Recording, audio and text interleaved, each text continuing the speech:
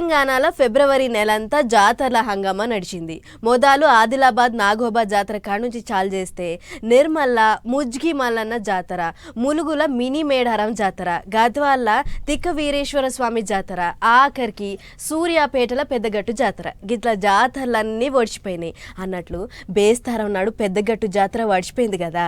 మరి లింగమయ్య హుండి ఏ పాటి నిండింది, ఎంత ఆమ్దాన్ వచ్చిందో ఒకసారి చూడాలి కదా. చలో 5 వద్దులు ఓలింగా అనుకుంటా దద్దరిల్లిన పెద్దగట్టు జాతర మొత్తానికి ఒడిచిపోయింది. ఇక జాతర ఒడవంగానే లింగమయ్యకు ఎన్ని కట్నాలు పడ్డాయి అని లెక్క పెట్టే పని ముంగటేసుకుర్రు గుడి అధికారులు. గుళ్ళె అన్ని దిక్కుల పెట్టిన హుండీలను తీసుకొచ్చి ఒక తాన కుప్పబోసిర్రు. అటెంక గుడి అధికారులు ఇంకా హక్కుదారులందరూ లైన్ ఎమ్మటి కూసోని లెక్క పెట్టిర్రు. అట్లా అన్ని లెక్క కడితే ఈసారి జాతర పేరు మీద లింగమయ్యకు 31,29,686 రూపాయల ఆమ్దాన్ వచ్చిందట. అంతేకాదు పోయినసారి కంటే ఈసారి 5,58,000 ఎక్కువనే వచ్చిందట. అంటే ఈ ఏడు జాతర గట్టిగానే అయ్యింది. కుప్పలు పోసిన నోట్ల కాయిదాలల్లా 10, 20 ఎక్కువ ఉన్నాయి. వాళ్ళకెంచి ఒక్కోటి మడతెమ్మటి తీసి కట్టలు కట్టిర్రు. ఇక గీ అన్నైతే తడిసిన నోట్లను ఏకంగా ఇస్త్రీ చేసి మళ్ళా షెల్లెతట్లు చేస్తుండు. అటు చిల్లర పైసలు కూడా కుప్పకు కుప్పే బొచ్చడొచ్చినాయి.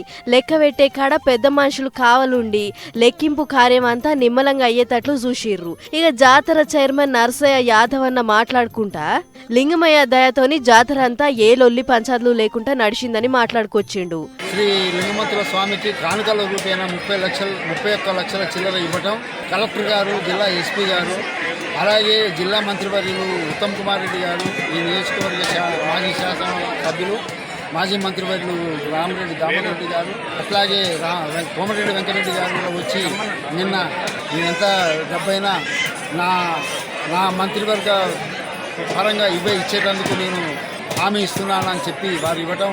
అదన్నట్లు ఈసారి జాతరకు ఏం తక్కువ 25 లక్షల మంది దాకా భక్తులు వచ్చి ఉంటారు. అంతమంది వచ్చినా కూడా ఎక్కడేం తిప్పలా లేకుండా అటు పోలీసోళ్ళు ఇటు మున్సిపల్ సిబ్బంది గట్టిగా పనిచేసిర్రు. అందుకే జాతర ఇంత అవ్వల్దార్ అయినట్లు మాట్లాడుకొచ్చిండు. గిట్ల ఓ దిక్కు హుండీల లెక్కింపు అవుతుంటే ఇంకో దిక్కు లింగమయ్య కాడికి భక్తుల తాకిడి మాత్రం ఆగుతలేదు. జాతర ఒడిచినా కూడా భక్తులు వస్తూనే ఉన్నారు. ఈ సంఖ్య ఇంకా 3 లక్షల దాకా చేరుతుండొచ్చు అని అంటుర్రు గుడి అధికారులు.